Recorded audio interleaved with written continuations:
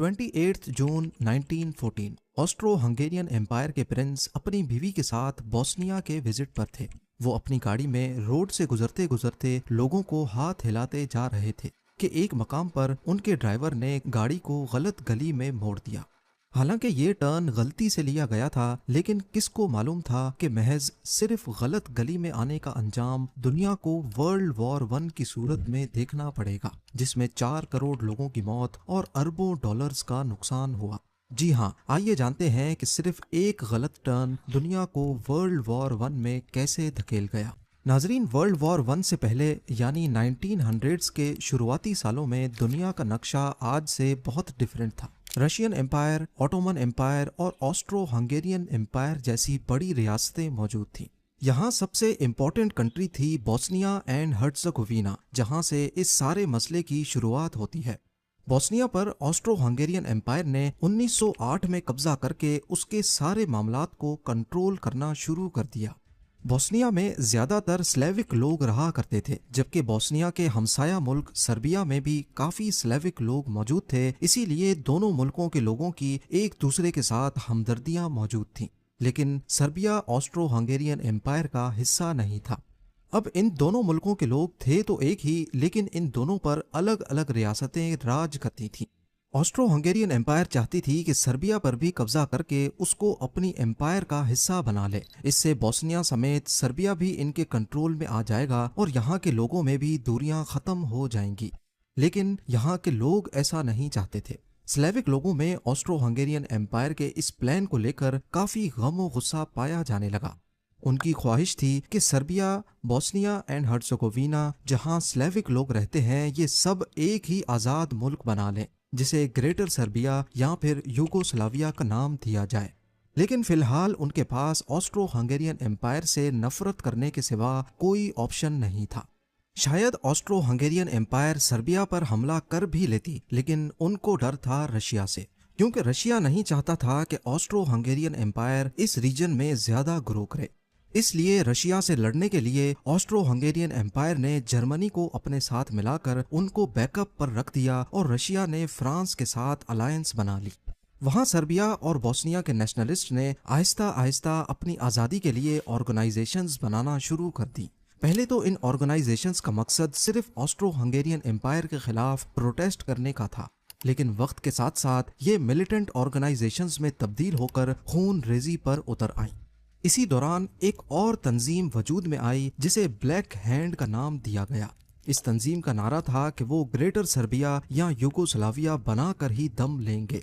अपने मकसद को पूरा करने के लिए ये तंजीम, ये ऑर्गेनाइजेशन किसी की जान लेने को भी तैयार थी। इसी बीच एक 19 साल का लड़का गैवरिलो प्रिंसिप भी था, जो हमेशा से आज़ाद मुल्क यूगोस्लाविया का ख्वाब देखा करता था। उसने भी ब्लैक हैंड ऑर्गेनाइजेशन को ज्वाइन कर लिया और अब वो लोग दिन रात काम करने लगे कि किस तरह ऑस्ट्रो हंगेरियन एम्पायर से बदला लिया जाए और उनसे जान छुड़ाई जाए। उन्होंने कई मर्तबा ऑस्ट्रो हंगेरियन एम्पायर के ऑफिशियल्स पर हमले भी किए, लेकिन उनको किसी भी तरह एम्पायर से छुटकारा नहीं मिल रहा था। फास्ट फॉरवर्ड करके आते हैं 1914 में। इसी बीच उनको खबर मिली कि ऑस्ट्रो हंगेरियन एम्पायर का Prince arch Duke Franz Ferdinand Bosnia visit करने वाला है। ऑस्ट्रियन एम्पायर का प्रिंस अपनी एम्पायर का बादशाह बनने वाला था और सर्बिया पर कब्जा करने का सारा प्लान भी इसी का था। ब्लैक हैंड ऑर्गेनाइजेशन के मेंबर्स को किसी भी सूरत इस प्रिंस को किंग बनने से रोकना था। ये खबर मिलते ही ब्लैक हैंड के मेंबर्स खुश हुए और उनके दिमाग में एक खतरनाक प्लान जन्म लेने लगा। सबसे पहले प्रिंस आर्च ड्यूक के विजिट वाले दिन उसके रूट का पता लगाया गया। मालूम पड़ा कि वो सिटी हॉल में एक नए म्यूजियम की इनॉग्रेशन करने वाले हैं। ब्लैक हैंड के मेंबर्स ने प्लान बनाया कि उनके 3 लोग डिफरेंट लोकेशंस पर लोगों के हजूम में खड़े होंगे। प्रिंस की गाड़ी जिस मेंबर के सामने से भी गुजरेगी, वो पहले ग्रेनेड फेंकेगा और फिर साइनाइड पिल यानी कि जान लेने वाली दवाई खाकर पास मौजूद दरिया में कूद जाएगा। प्लान का मकसद ये था कि प्रिंस को मारने के बाद मारने वाला भी मर जाए। अगर साइनाइड पिल ने काम ना भी किया तो दरिया में कूदने के बाद तो उसकी मौत पक्की है। ऐसा इस वजह से किया जा रहा था क्योंकि ब्लैक हैंड एक सीक्रेट ऑर्गेनाइजेशन थी और वो नहीं चाहते थे कि किसी भी तरह उनके प्लान्स का किसी को पता चल सके। जहां ब्लैक हैंड के मेंबर्स ये सारा प्लान बना रहे थे, वहीं गैवरिलो प्रिंसिप, जिसमें बचपन से ही आजादी का जुनून सवार था, वो प्रिंस को मारने के लिए अपना अलग प्लान बना रहा था। 28 जून 1914 ये वो दिन था जब इस प्लान को एग्जीक्यूट करना था। लेकिन प्लान बनाना हमेशा आसान होता है और उस पर अमल करना बहुत मुश्किल। ब्लैक हैंड्स की जानिब से भेजे गए लोगों को ऐसे काम का पहले कोई तजर्बा नहीं था। जब प्रिंस और उसकी वाइफ का काफिला अवाम के सामने से गुजरा तो पहले नंबर वाला आदमी डर के मारे ग्रेनेड फेंक ही ना सका।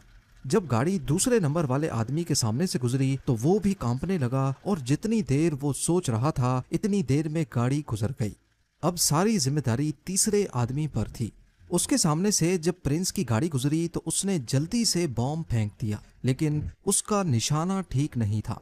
ग्रेनेड प्रिंस की गाड़ी के बजाय पिछली गाड़ी से भी कुछ दूर जा गिरा, जिससे क्राउड में मौजूद 20 लोग जख्मी हुए, जबकि प्रिंस समेत किसी की भी जान नहीं गई। ये काम करते ही उसने जल्दी से अपनी साइनाइड पिल खा ली, जो कि पुरानी होने की वजह से नाकारा हो चुकी थी। उस कैप्सूल ने उसकी जान तो नहीं ली, बल्कि सिर्फ उसे हल्की सी उल्टी हुई। ये सब करने के बाद उसने प्लान के मुताबिक दरिया में छलांग लगा ली। लेकिन शायद आज उसकी किस्मत खराब थी। उस दिन दरिया का पानी सिर्फ 1 फुट से थोड़ा ज्यादा था, क्योंकि इस मौसम में दरिया सूख चुका था। पुलिस ने मौके पर पहुंचकर उसे अरेस्ट कर लिया और इस तरह प्रिंस के कत्ल की साजिश नाकाम हो गई। लेकिन कहानी में ट्विस्ट अभी बाकी है। गैवरिलो प्रिंसिप अभी भी अपने खुफिया मिशन पर मौजूद था। बॉम्ब फटने के बाद फौरन प्रिंस और उसकी वाइफ को सिक्योरिटी में ले जाकर सिक्योर जगह पहुंचा दिया गया। प्रिंस आर्च ड्यूक गुस्से में बोस्निया के मेयर से शिकायत करते हैं कि हम आपके शहर विजिट करने आए थे, लेकिन आपने तो हमारा इस्तकबाल बॉम्ब से किया है। प्रिंस को जब बताया जाता है कि बॉम्ब फटने की वजह से 20 लोग जख्मी हैं, तो प्रिंस फौरी तौर पर अपना शेड्यूल चेंज करके म्यूजियम के बजाय हॉस्पिटल जाने का फैसला करते हैं, ताकि जख्मियों की खैर खबर मालूम की जा सके। लेकिन शेड्यूल और रूट चेंज होने की इतला उनकी गाड़ी के ड्राइवर को नहीं दी जाती। प्रिंस दोबारा आकर अपनी गाड़ी में अपनी वाइफ के साथ बैठ जाते हैं और हॉस्पिटल की तरफ रवाना हो जाते हैं। दूसरी जानिब गैवरिलो प्रिंसिप म्यूजियम जाने वाले रोड पर खड़ा प्रिंस पर हमला करने का वेट कर रहा होता है। इतने में प्रिंस की गाड़ी म्यूजियम जाने के लिए टर्न करती है। ड्राइवर, जिसको मालूम नहीं था कि प्रिंस को हॉस्पिटल जाना है, वो गाड़ी को म्यूजियम की तरफ मोड़ता है, उसी मोड़ पर जहां गैवरिलो प्रिंसिप खड़ा है।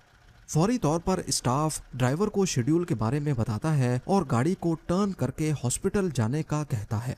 रिवर्स करते हुए गाड़ी की रफ्तार काफी स्लो हो जाती है और गैवरिलो प्रिंसिप के लिए इससे अच्छा मौका नहीं था। वो अपनी पिस्टल निकालता है और गाड़ी पर फायर कर देता है। प्रिंस आर्च ड्यूक और उसकी वाइफ मौके पर ही मारे जाते हैं।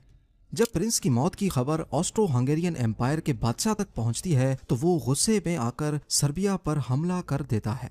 दूसरी जानिब रशिया, जो पहले से ही सर्बिया को सपोर्ट कर रहा था, उसने समझा कि शायद ऑस्ट्रो हंगेरियन एम्पायर सर्बिया पर कब्जा करना चाहता है। इसीलिए वो सर्बिया के बिहाफ पर ऑस्ट्रो हंगेरियन एम्पायर के खिलाफ खड़ा हो जाता है। उधर जर्मन एम्पायर ने पहले से ऑस्ट्रो हंगेरियन एम्पायर की सपोर्ट का ऐलान कर रखा था, वो भी रशिया के मुकाबले में आ जाती है। ये देखते हुए फ्रांस, जो पहले न्यूट्रल रहने का इरादा कर रहा था, वो भी रशिया के साथ मिलकर जर्मनी पर हमला करता है। ऑटोमन एम्पायर को कमजोर करने में फ्रांस और रशिया का बड़ा हाथ था। इसी वजह से वो जर्मनी की सपोर्ट में अपने हथियार निकाल लेते हैं। यूनाइटेड किंगडम, जिसने फ्रांस के साथ मिलकर मिडिल ईस्ट में ऑटोमन एम्पायर को खत्म करने की साजिश की थी, वो फ्रांस के साथ जा मिलते हैं। देखते ही देखते इस जंग में जापान और यूएसए की भी एंट्री होती है और एक गलत टर्न लेने की वजह से वर्ल्ड वॉर 1 का आगाज हो जाता है। कहा जाता है कि अगर उस दिन प्रिंस की गाड़ी ये रॉन्ग टर्न ना लेती तो शायद उसकी मौत नहीं होती और यूं वर्ल्ड वॉर 1 शुरू होने का मौका नहीं मिल पाता। सिर्फ एक जान जाने की वजह से वर्ल्ड वॉर 1 में 4 करोड़ लोग मारे गए और जंग की वजह से जो मिलिट्री एक मुल्क से दूसरे मुल्क ट्रांसफर हुई, उनकी वजह से जानलेवा स्पेनिश फ्लू भी पूरी दुनिया में फैल गया, जो 5 करोड़ से ज्यादा जानें ले उड़ा। इस सब के अलावा जो पूरी दुनिया को इकोनॉमिक इश्यूज का सामना करना पड़ा और जो फाइनेंशियल लॉस हुआ, उसका अंदाजा लगाना भी काफी मुश्किल है। वैसे आपको एक फन फैक्ट बताता चलूं कि वर्ल्ड वॉर वन का सीज फायर प्रिंस की मौत के 4 साल के बाद 11 नवंबर 1918 को साइन किया गया था, यानी 11-11-18। और प्रिंस आर्च ड्यूक की गाड़ी का नंबर भी 11-11-18 ही था। क्या यह वाकई कोई को इंसिडेंस है या फिर इसके पीछे भी कोई बहुत बड़ी साजिश थी? मुझे कमेंट सेक्शन में ज़रूर बताइएगा।